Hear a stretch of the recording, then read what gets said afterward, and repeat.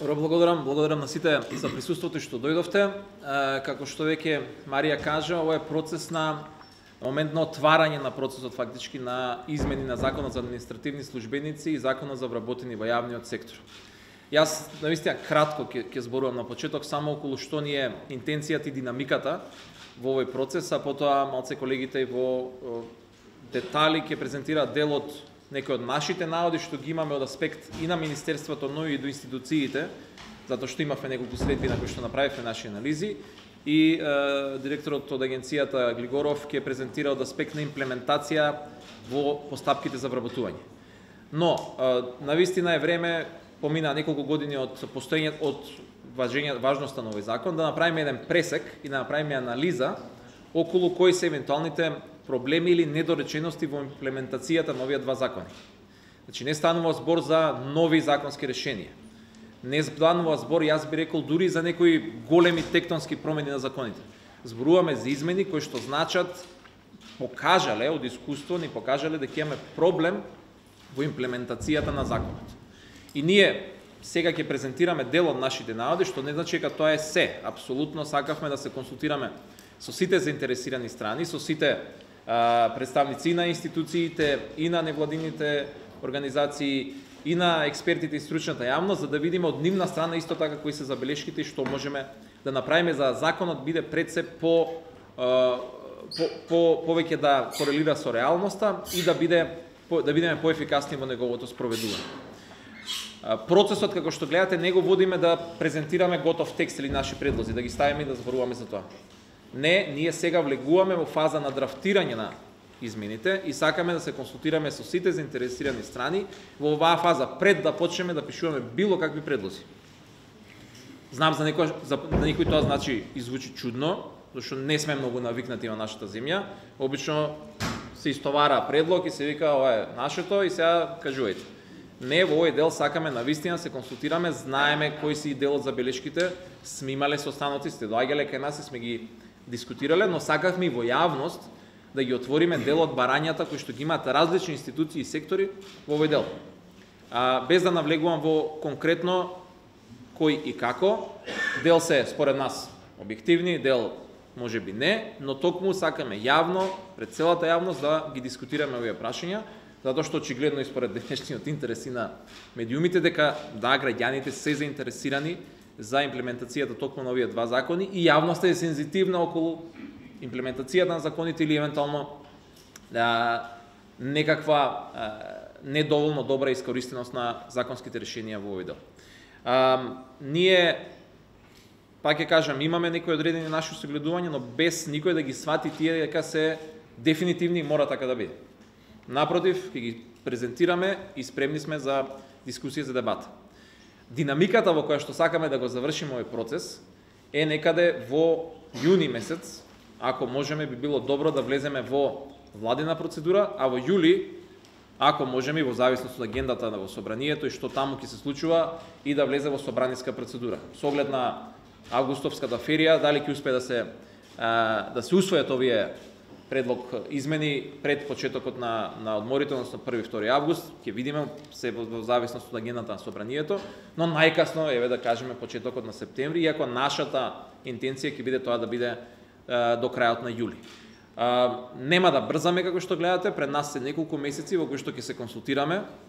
Само го отвараме сега процесот, ќе имаме и работни состаноци на и техничко ниво, каде што ќе работат представници на институциите, ќе работат експертите, да ги драфтираат текстовите, да фактички од таа цела дебата произлезе овие измени на предлог на законите. Јас нема да должам повеќе, малку ќе оставам повеќе во детали да навлезат колегите. Не завземаме никакви ставови денеска. Денеска ги отвараме прашањата и врз основа на тоа во следниот период ќе ги носиме заеднички одлуките и решенијата. Благодарам. Као што веќе кажав, следен ќе ни се обрати со малку поконкретни согледувања за двата закони државниот секретар од Министерството и ќе проведе. Благодарам. Почитувани. Значи, министрот рече дека ние ќе влегуваме во детали и ние нема да влегуваме многу во детали, пошто стварно немаме многу детали. Значи, идејата беше прво да разговараме заедно и да видиме кои се предлозите, иако што нешто и ние како министерство и со другите што досега работиме во оваа тема, имаме нешто на ум што треба да се прави. Значи, за законите што зборуваме сега се работи за двата закони кои што прилично почна со имплементација во 2015. Посебно законот за вработен во јавниот сектор прв пат како закон беше усвоен од страна на Собрание, а предложен од страна на Министерство за информатичко општество и администрација. Од кога почна овие двата закони, закон за административни службеници и законот за вработени во јавен сектор со имплементација во 2015, реално тогаш ги гледавме некои проблеми што сигурно во текот кога го драфтиравме законот ги немавме во предвид. Едната од причина зашто ги немавме во предвид е тоа дека со законот за вработени во јавен сектор ние како министерство прв пат влегувавме во некои сектори што реално не беа многу познати за нас како министерство. Посебно влегувавме да уредиме некои работи во секторот за здравство, секторот за култура, секторот социјала, секторот образование исто така. И реално да признаеме дека во овој дел процесот на консултација со засегнати страни, а посебно со овие сектори што ги спомнав, не беше во ниво што требаше да биде, за да можеме стварно законот што беше донесено да може да се имплементира што подобро. И поради такви причини, значи одма после тоа ние имавме, сега не знам дали можеме да кажеме отпор, но имавме некој отпор од страна на овие сектори, во смисла дека не можеме да ги имплементираме, дека некои работи што вие ги ставите во закон не се врз основа на природата на секторите и така натаму. И тоа траеше, имаше институции што реално не ги усогласуваше нивните закони со овој закон. Имаше институции што доставија неколку барања до кај нас дека ние не сме во тој сектор, дека ние сакаме да се одземеме од сектор и така натаму. Во делот исто така на административните службеници прв пат во овие институции еден дел од вработени во овие институции стана и административни службеници и така натаму, и затоа од тогаш значи имаше индиции дека овие закони кога тогаш и поради техничка природа, па и можеби поради суштинска природа, мора да се отворат. И сега еве ние во стратегијата што реформа во јавна администрација за 2018 и 2015, што беше донесено лани, значи ставивме дека овие два закони мора да одиме со измена и дополнување поради овие причини, овие факти што ги спомнавме. И реално ние почнавме да работиме со поддршка на Центарот за управување со промени и со поддршка на ОПСЕ, значи у континуитет работивме посебно со овие сектори и во дел на законот за административни службеници и ги поканивме секторот здравство, социјала, култура и образование на заеднички работен состанок 2 дена, кај што ги дискутиравме кои се проблемите, кои се нивните проблеми, што мислат оние, како може да се подобрува законот и понатаму. Имавме некои предлози, имавме некои забелешки, во темите што беа дискутирани повише во овој процес беа опфатот на двата закони, значи кој е опфатот, дали ќе останеме на овој што е, дали ќе има некој друг проширување и така натаму или нешто друго.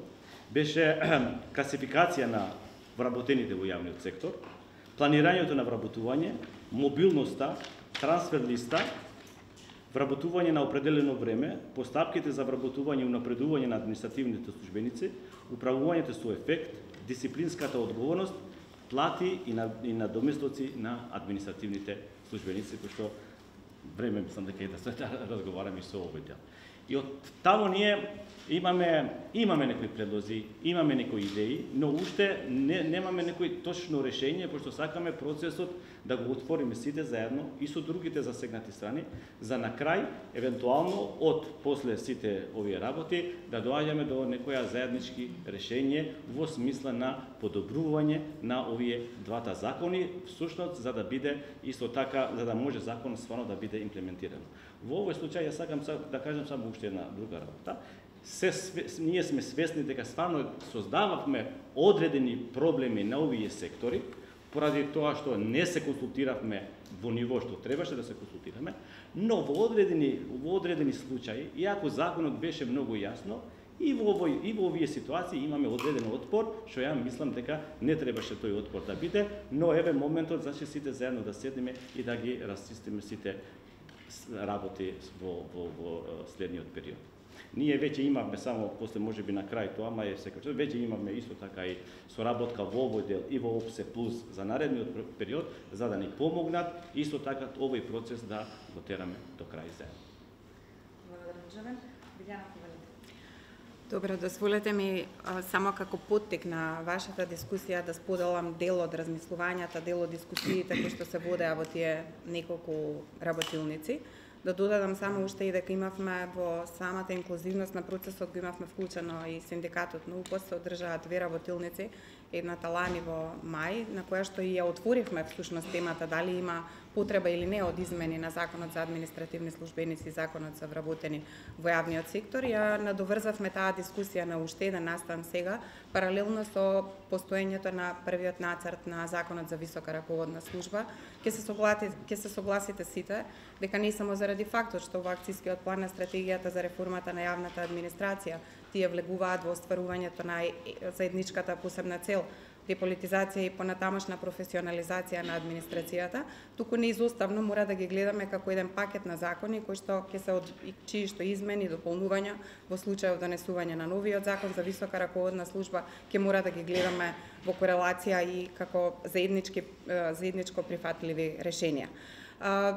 Секретарот спомена дека некои теми помалку или повеќе во овие неколку години на имплементација најчесто испливува на површина како теми на критика, како теми на потешкоти во примената од страна на различни институции во јавниот сектор заради некохерентноста или различноста на институциите во јавниот сектор, па и би сакала да споделам некои размислувања за 4-5 теми кои што ни се чинеа најактуелни во овој период.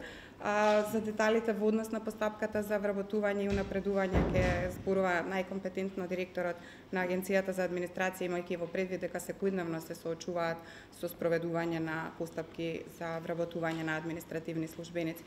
Би почнала со управувањето со ефектот или оценувањето. Би било добро или нашите дискусии, размисли зборуваат за тоа дека овој правец веројатно ќе треба да го водиме со размисла и со определба дали ќе се одлучиме на унапредување на веќе постојниот модел на 360 степени фидбек или системот кој што ни создаде толку главоболки од аспект на својата гломазност во насока на негово унапредување и примена во неговата оригинерна форма, каде што го имаме и аспектот на самоевалуација, каде што оценката без друго ја даваат непосредно предпоставените врз основа на сработеното. Имавме некакви почетоци во насока на благо прилагодување на правилникот, поддржани од проектот на британската амбасада. Направивме едни ситни измени кои што дефинитивно не значат промена која што ја посакуваме сите. А таа промена би требала да го истакне значењето на самиот процес, а тоа е подобрување на индивидуалниот перформанс, преку кој што би се подигнало нивото на поефикасно и поефективно работење на организациите, но и на администрацијата во целост.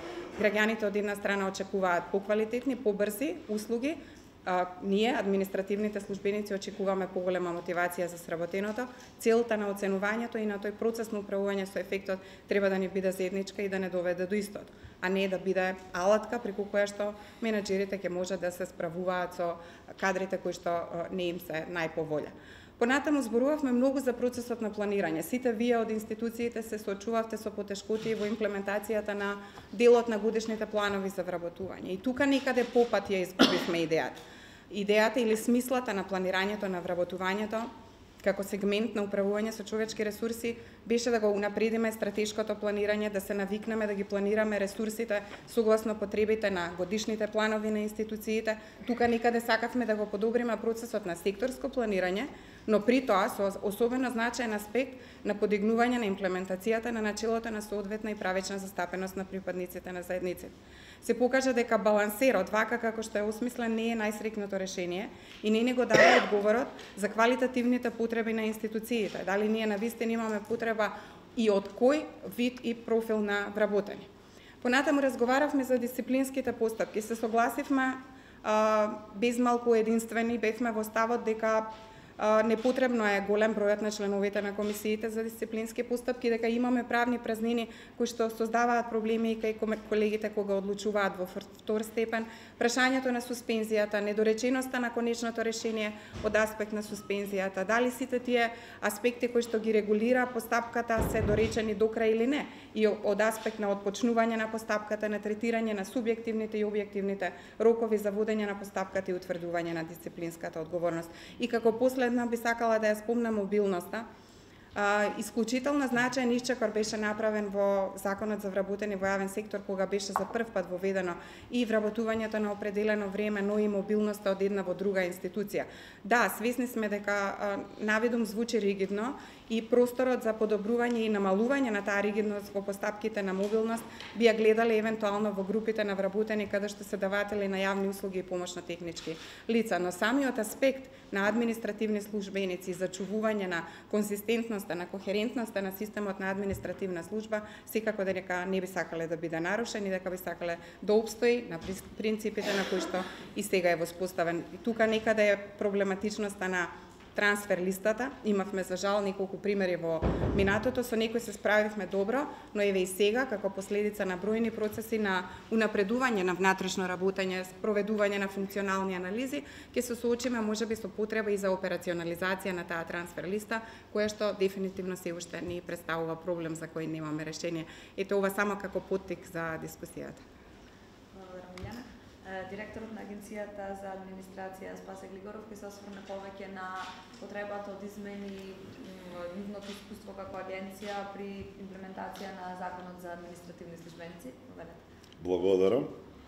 Прво, сакам јавно да изразам една благодарност до Министерството за информатичко општество што прв пат во историјата на нивното постојање ја повикуваат Агенцијата за администрација како релевантен орган во системот пред се за вработување, меѓутоа и за унапредување, односно заштита на правата на административните службеници, да бидеме на еден начин равноправен партнер во дискусијата, односно во анализата на примената на Законот за административни службеници, односно Законот за вработени во јавниот сектор, иако Агенцијата за администрација е сепак државниот орган кој што ја врши елементарната примена, односно имплементација на Законот за административни службеници. Како што спомна и министерот, периодот, односно и државниот секретар, се извинувам, периодот на примена на законот, гледано во некои нормални рамки, не е доволен. Законот е на сила, односно во примена нешто повеќе од 4 години, од кои 1/3 од периодот имаше застој во примената, поради парламентарни, односно локални избори, меѓутоа, уште при самото носење, законот се уште не беше стапен на сила, претрпе 2 измени. Тоа беше показател во веќе далечната 2014, односно 15 година, дека законот уште не стапен на сила, има некои своји недостатоци. Иако, реков, тој период е краток, сепак Агенцијата за администрација преку спроведување на постапките за вработување, односно заштитата на правата на административните службеници во втор степен, секојдневно, можем слободно да кажам, ги воочува слабостите, односно празнините во самиот закон, како и противречностите со другите закони кои што регулираат определена материја. Затоа можеби ќе бидам најдетален сега во излагањето, односно во нашето видување кои се главните недостатоци на Законот за административни службеници, а сепак ќе зборам само за него. Значи, секој пат се трудиме да гледаме од аспект на ефикасност и ефективност на примена на законот, а сето тоа во интерес на институциите на кои што се однесува. Агенцијата за администрација смета дека се потребни измени и дополнувања генерално во 3 сегменти: постапката за вработување на административни службеници, постапката за унапредување и во делот на заштита на правата на административните службеници, иако еден дел од тоа спомна Билјана. Во делот на постапката на вработување, Сметаме дека е потребна рационализација на условите кои што треба да ги исполнуват кандидатите уште при самото аплицирање за некое работно место. На што овде мислиме? Зошто рационализација? Примената на закон или спроведувањето на доволен број на постапки покажа дека голем број на кандидати кои што аплицираат за вработување во државната служба како административни службеници отпаѓаат од самата селекција понатамошна поради така наречени технички причини. Преоптоварени се да прикачуваат документи кои што се ирелевантни за самиот мерит систем според кој што треба да се вреднува способноста на самиот кандидат. Овде би го спомнал лекарското уверение, кое што е во спротивност со законот за работни односи. Според законот за административни службеници, лекарското уверение задолжително мора да го поседува секој кандидат уште при самото аплицирање. А дали ќе стаса он до втора, трета фаза, а за вработување па да не збориме, тоа е непознато. А тоа е плюс трошок за самиот кандидат. Сметаме дека лекарското уверение треба да го сврстиме во документи кои што кандидатот треба да ги има генерално според закон, како што е законот за работни односи, односно кога ќе се вработи и истото да биде на товар на институцијата која што вработува доколку сака да ја провери неговата здравствена способност. Сега во проектот или во процесот на дигитализација сметаме дека можеме документите како што се државјанството и потврдата од суд за неизречена мерка за забрана за вршење дејност, должност или професија, да преку процесот на дигитализација Агенцијата за администрација ги обезбедува како докази по службена должност, а не да бидат на товар на кандидатот. Понатаму сметаме дека треба да ја поедноставиме постапката за вработување преку зајакнување на уставното начело за еднаков пристап до работните места. Зошто зајакнување? Начелото за еднаков пристап до работни места постои, не дека не постои. Меѓутоа, сметаме дека е недоволно. Затоа што секој има право да аплицира, да се кандидира за секое работно место. Меѓутоа и не на секој му е овозможна шанса да ги покаже своите способности, дали е способен и спремен за тоа работно место. Зошто? Сегашната постапка дозволува неограничено кандидирање, односно пријавување за секое работно место, меѓутоа во административната селекција поминуваат само 10 најдобро рангирани кандидати од таа административна селекција. А административната селекција се бодува, односно рангирањето е резултат на оценките стекнати согласно со степенот на завршено образование, формално образование, бодови од неформално образование кои што се незначителен број и бодови стекнати од работното искуство на кандидатот. Сите други кандидати кои што се плюс 10 од ранг листата не одат понатаму. Значи, нив не им се дава шанса на испитот за административен службеник да покажат знаење практично. Зашто образованието, дали е средно или високо, си носи своја квалификација. Друга е темата од каде доаѓаат кандидатите. Бидејќи имаме една ширина во високообразовниот систем и има тука различен квалитет, сметаме дека на испитот треба да му се даде поголема важност, односно да стане клучен при бодувањето и формирањето на вкупниот број бодови на кандидатите за административни службеници. Како тоа сметаме дека е најправилно, земајќи ги и праксите од регионот, сметаме дека испитот за административен службеник треба да излезе и да биде надвор од постапката за вработување. Односно да биде слободен и да биде влезен елемент. Секој може да полага испит за државен службеник и при тоа положениот испит со определен број бодови да му биде влезен елемент при аплицирањето, за да може бодовите од испит и бодовите од образование да формират една пореална ранг листа преку која што кандидатите би продолжиле понатаму на интервју. Исто така, во делот на вработувањето, сметаме дека е потребно растеретување на институциите од јавниот сектор од ангажманот на вработените да учествуваат во постапките за вработување.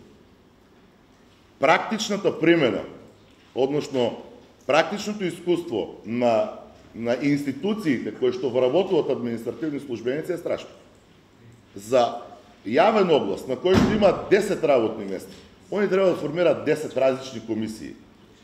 Сметаме дека треба да се вратиме на старото решение од стариот закон за државни службеници, односно еден област, една комисија во која што ќе ги дефинираме и членовите на комисиите, а со тоа ќе создадеме и можности и услови самите членови на комисиите да се обучат за спроведување на постапка за селекција. Не можеме да очекуваме дека секој раководител на било кој сектор од било која институција, без разлика дали е државна или локална, е спремен да спроведе, например, интервју. Он има други редовни работни обврски. И искрено да ви кажам, членовите на комисиите од институциите само формално доаѓаат и се членови на некоја си комисија за селекција. Заради тоа, сметаме дека треба да одиме на принципот еден оглас, една комисија и при тоа специализација или обука на самите членови на комисиите кои што доаѓаат од институциите. Во делот на постапката на унапредување има еден интересен момент. Тоа ние го нарековме усогласување на условите за унапредување со самото битие на унапредување. Унапредувањето во администрацијата е унапредување во звање, а клучен услов за унапредувањето е работното место. Тие се две различни работи. Тоа е техникалија, а многу битна, и во изминатите 2 години имаше сериозни проблеми и забелешки дури во однос на самото читање на законот, меѓутоа законот е напишан и таков е каков што е. Услов за да се унапредува е 2 години постојаност или конзистенција на едно работно место, а при тоа се унапредуваш во друго звање, во повисоко звање. Затоа сметаме дека услов треба да биде 2 години поминати во звање.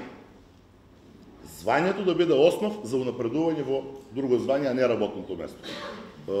Позитивните законски прописи дозволуваат хоризонтално движење на работни места на кои што исполнуваат услови административните службеници секојдневно. Така да може од аспект на тенденција некој вработен или група на вработени да не се стекнат со услов за унапредување никогаш. И заради тоа ова е доста значителен момент за актуелните вработени во администрацијата. Во делот на заштита на правата на административните службеници, Билјана спомна, иста е и нашата констатација, комисиите за водење на дисциплинска постапка се преобемни, 7+7. Тоа се 14 луѓе ангажирани од самата институција да водат дисциплинска постапка. Тоа е премногу, преголем ангажман и тука апсолутно бараме и сметаме дека треба да има покрупна рационализација. 3-5 најмногу. Меѓутоа 3 може би била не заради друго, дури и заради можноста, пак со тоа што го кажав порано, тие луѓе да се обучат. Имаме сериозен проблем во јавниот сектор. Институциите кои што, односно сите институции кои што спроведуваат дисциплински постапки, ја спроведуваат дисциплински постапки и најмногу проблеми има при формалното спроведување на самата постапка. Значи, луѓето се недоволно обучени. Сепак водењето на таква постапка бара определена стручност, еве можност неформалното образование да добие свое значење и луѓето кои што ќе бидат членови на дисциплински комисии уствари да имаат определени квалификации стекнати на определени работилници, обуки, семинари и така натаму. И уште една забелешка во делот на заштита на правата на административните службеници е, сметаме дека треба да го ефектуираме рокот за застареност на заповедување на дисциплинска постапка. Сегашното решение има 2 рока во суштина, еден субјективен и еден објективен, 1 месец од денот на дознавањето за сторување на престапот, односно прекршокот, и 3 месеца од самото сторување. Сметаме дека треба да го ефектураме, да има единствен рок. Сега ние имаме конкретно размислување, меѓутоа треба да се размислува тука за ефектурање на рок. Овој од 1 месец е прекраток. Сепак заповедување на дисциплинска постапка. И на крајот само уште една како насока или забелешка во периодот што следи, сметаме дека треба да се преиспита, да се размислува за одржливоста и оправданоста на класификацијата и категоризацијата на работните места во групата на административни службеници.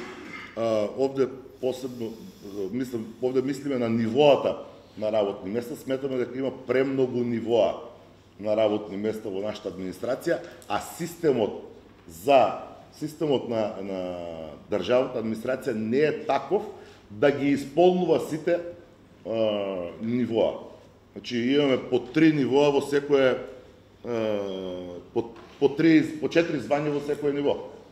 Тоа се вкупно 12 нивоа за, мислам дека за македонски услови се премногу, да се преиспита, значи, постојаноста на помладиот референт, односно помладиот соработник, и да се преиспита постоењето на звањето виш референт, односно виш соработник, како и ограничување, односно условување на помошниците раководители на сектори, затоа што тука е премногу голема слободата, така да почнаа веќе да се појавуваат кај нас систематизација, сигурно одобрени од Министерството за тоа што законот дозволува, по повеќе помошници на еден сектор.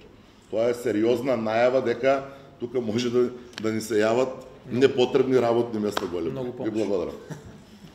Благодарам. Тоа што може да го заклучиме од излагањата е дека пропустите направени при креирање на овие два закона за 2014-2015 година во најголем дел се должеле на недоволна јавна дискусија, недоволно консултирање со сите засегнати страни. Еве за да не ги повториме истите пропусти, јас сега ќе отворам најбитниот дел од денешниот настан, односно јавна